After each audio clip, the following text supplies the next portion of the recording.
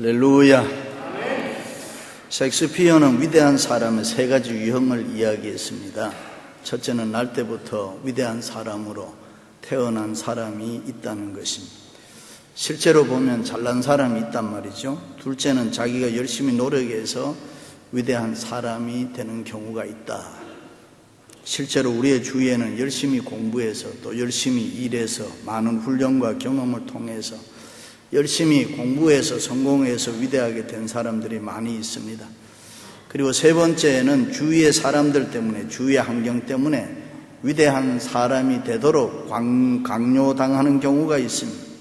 예를 들면 못난 아내 악처 때문에 소크라테스가 위대한 철학자가 되었다는 것입니다.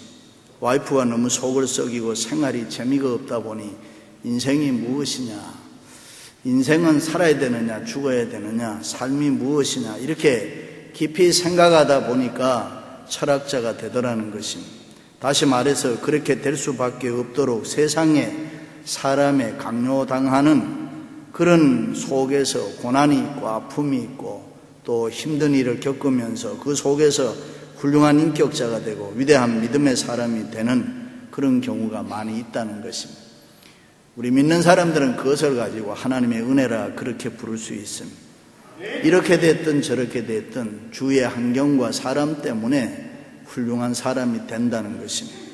그렇습니다. 우리는 세상을 살면서 언제나 외부로부터 밖으로부터 도전을 받습니다. 많은 사람을 만나게 되고 많은 사건에 부딪히고 그런 과정을 통해서 만나는 사람, 만나는 사건 속에 적응하기 위해서 스스로 노력하는 것입니다. 그 노력하는 과정을 통해서 사람과 사건, 환경 속에서 부딪히면서 나라고 하는 세계에서 깨어져 나와 스스로를 적응해 나가는 것입니다. 그러는 가운데 세상 일이 내 마음대로 되지 않는다는 것을 깨닫게 되고, 세상 사는 것이 그렇게 녹록하지는 쉽지는 않는구나.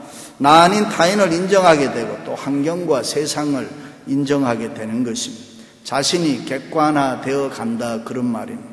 세상이 내 마음대로 되는 것이 아니라 객관성을 가지고 인정하고 나 자신이 따를 수밖에 없는, 받아들이는 수용적 존재가 된다는 거예요. 내가 원하지는 않지만 세상이 그렇게 돌아가니까 내가 그렇게 될 수밖에 없다는 것입니다. 그러는 가운데 무조건 변화되고 끌려만 가는 것이 아니라 그것을 바탕으로 해서 또 다른 나를 만들어 가는 것입니다. 거기에서 좋은 사람이 되고 또 중생한 본어게인한 크리스찬이 되고 참된 사람이 되고 성령 충만한 사람이 될 수 있다는 것입니다.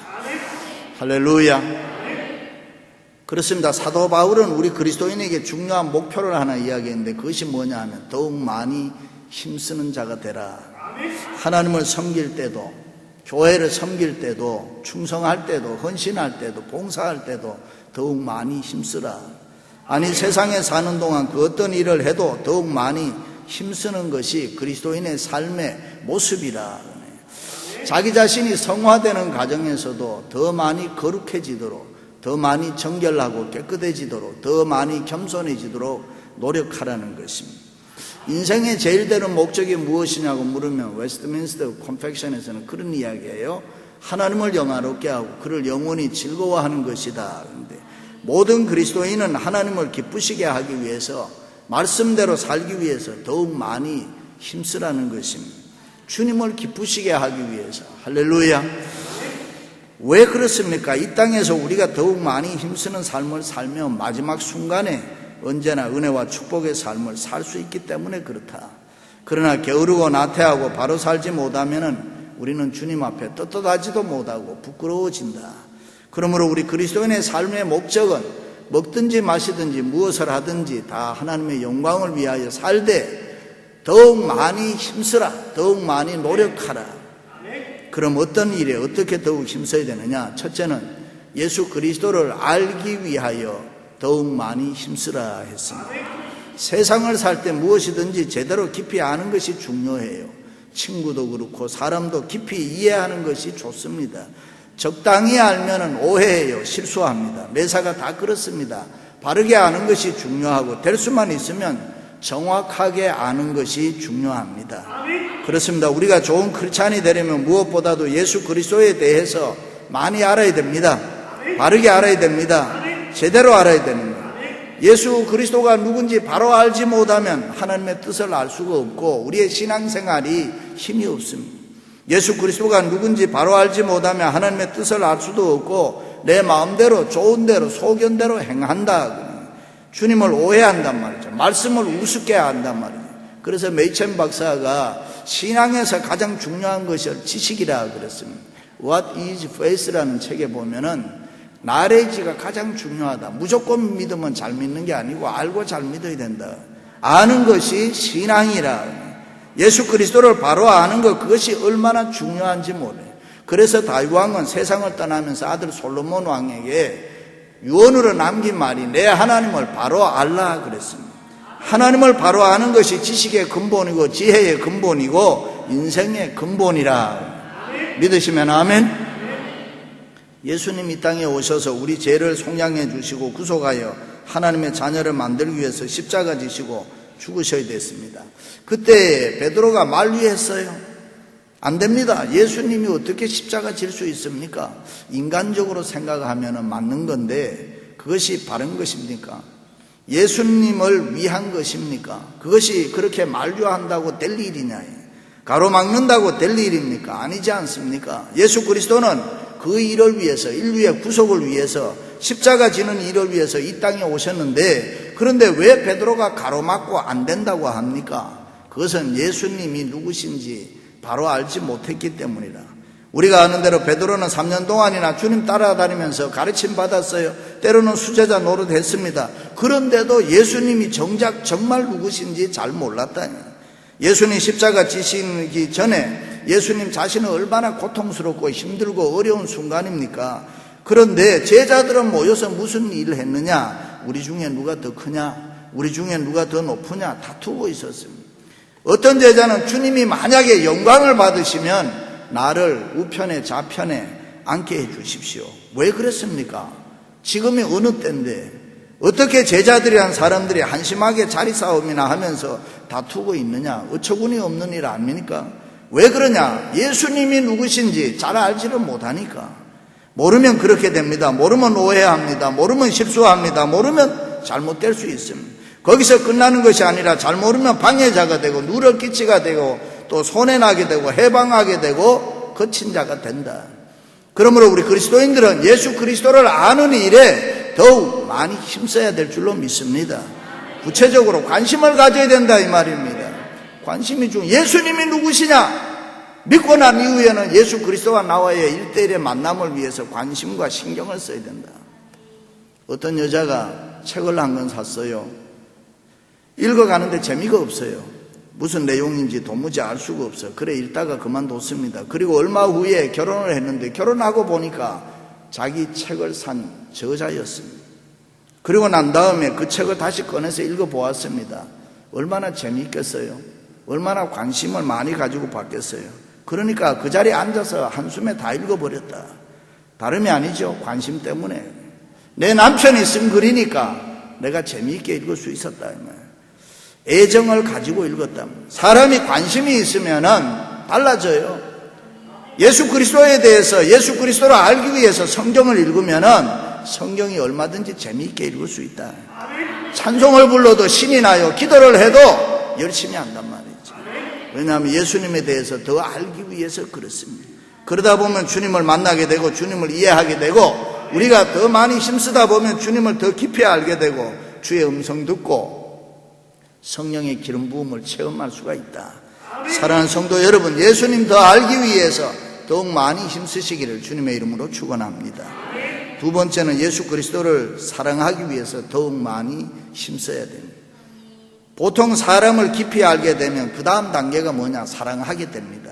우리가 주님을 더 깊이 많이 알게 되면 그 다음은 자연히 주님을 더 깊이 사랑하게 된다. 그런데 그 사랑이 가만히 있으면 되느냐? 아닌 거예요. 노력해야 되는 거예요. 시간이 흐른다고 사랑이 깊어집니까? 아닙니다. 사랑은 힘써야 돼요. 그래서 성경에 보면 더욱 열심히 사랑할지니 구체적으로 노력해야 된다. 부부 사랑도 마찬가지죠. 시간이 흐른다고 사랑이 깊어집니까? 남자와 여자는 근본적으로 다르지요. 구조적으로 너무 달라요. 남자는 승부욕이 강해요. 그래서 문제를 해결하는 능력에 생명 거는 거예요. 거기서 만족을 느낍니다. 그래서 사람이, 남자는 은퇴를 하면 빨리 늙게 되고 빨리 힘이 없어지고 이래 돼요. 왜냐하면 승부할 일이 없으니까. 근데 여자는 관계성이 강하잖아요. 그래서 여자는 주위 관계로 얼마든지 잘 살죠. 남편이 죽어도 잘 살아. 왜냐하면 자식과의 관계성 때문에 그냥 살면 되는 거예요. 근데 남자하고는 다르죠. 남자는 또 말이 적어요. 여자는 말이 많습니다. 그 말 같지 않는 말, 했던 말 또 하고 또 하고. 그런데 그것을 잘 들어주면은 사랑을 느끼고 신뢰하게 되고 또 사람이 받아들여집니다. 남자는 무슨 일이든지 한꺼번에 하는 거 좋아하잖아요. 근데 여자들은 한꺼번에 하는 것보다는 무슨 일이든지 자주 하는 걸 좋아한단 말이에요. 가령 돈을 주고 받을 때도 남자는 뭐든지 한꺼번에 하는 걸 원하는 거예요. 근데 여자는 자주 하는 걸 원해요. 꽃을 사주어도 남자는 한꺼번에 한 다발, 몇십 송이, 장미 이런 식으로 나와요. 근데 여자는 한 송이를 자주 사주는 게 좋단 말이죠. 그런데 하나님이 사람을 만들 때에 여자의 두뇌 구성은 그 차이를 모르게 했어요. 그러니까 남자가 꽃다발 한 다발을 여자에게 선물한다. 바보 같은 남자예요. 그 남자는 모른다니까. 한 송이 사주나 한 다발 사주나 똑같다니까. 기분은 돈도 많이 한꺼번에 주느냐 용 조금씩 주나 모르는데 자주 주는 게 좋다니까. 하나님이 그렇게 만들어 놨대요. 여러분, 아무리 저래도 여자는 매사가 늦어져요. 남자는 매사를 서둘러 급하게 움직여. 여자는 천천히 하기를 원하는 거예요. 뭐든지 그래요. 그리고 또 여자는 어떻게 생겼든지 다 공주대우 받는 걸 원하는 거예요. 그렇게 돼 있단 말이에요. 그러니까 남자는 또 그렇지는 않잖아요.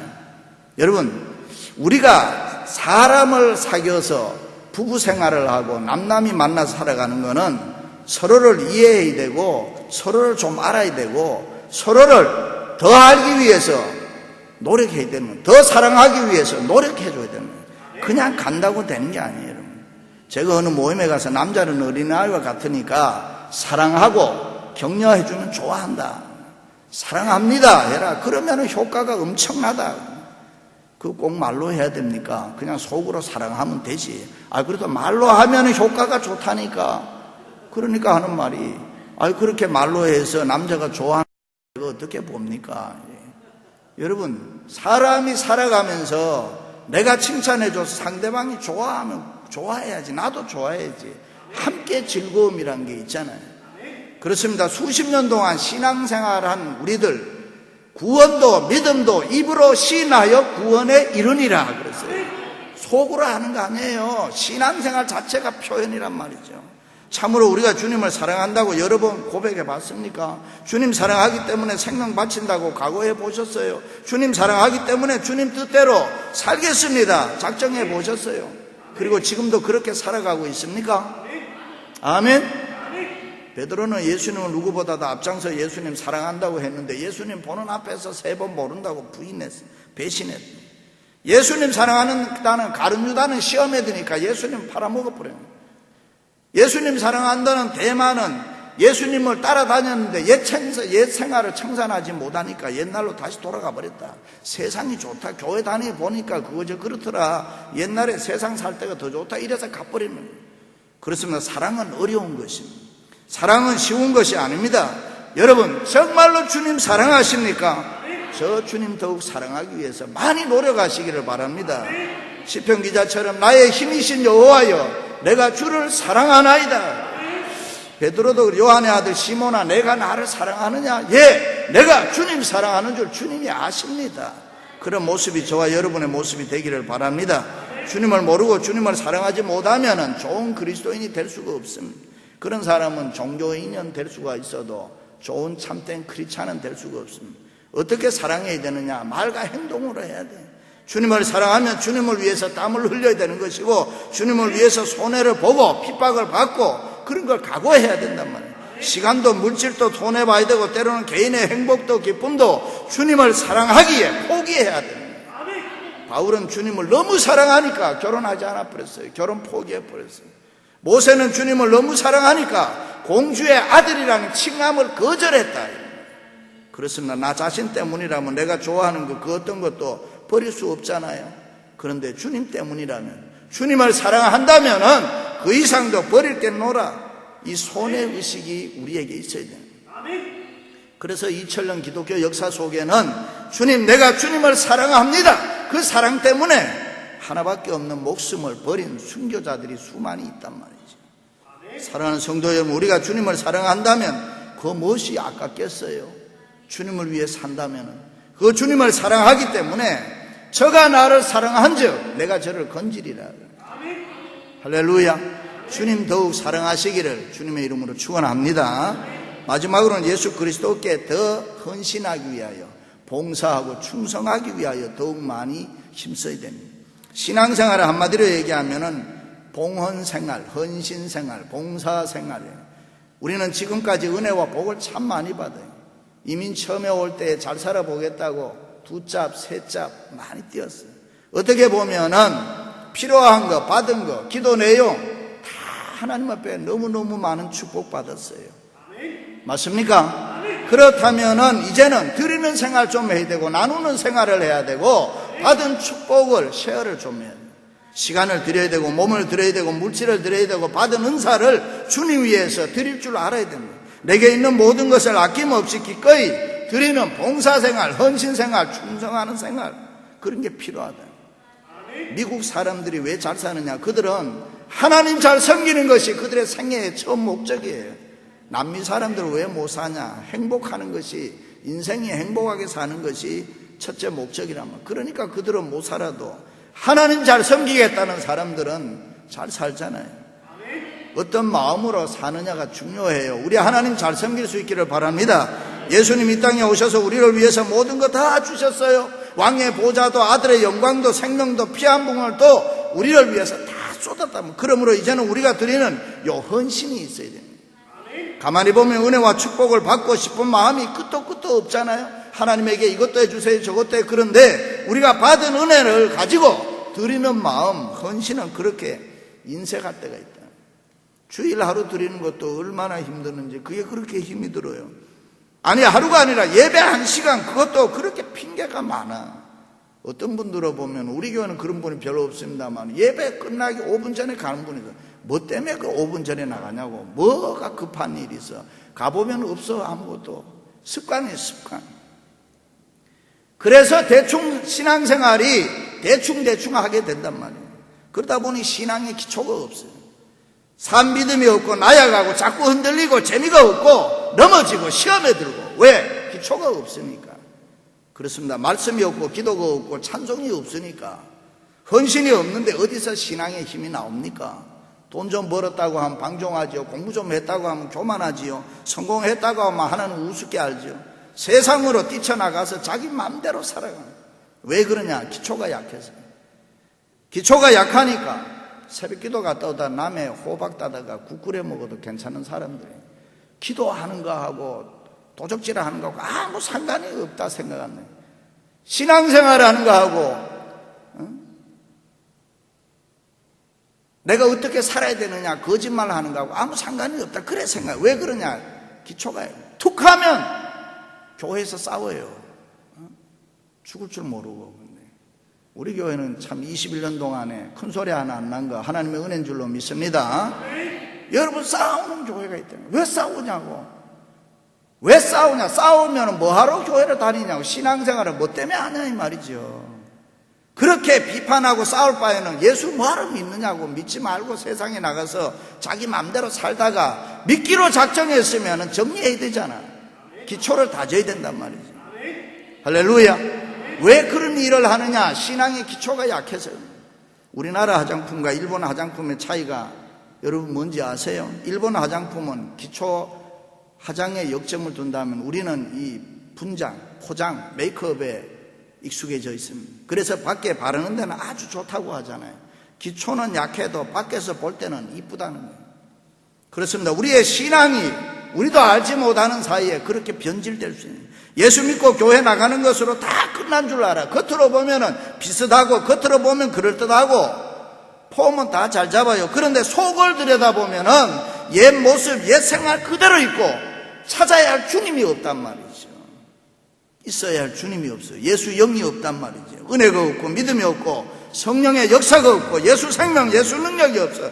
예수님 때문에 일어나야 할 변화가 없단 말이죠.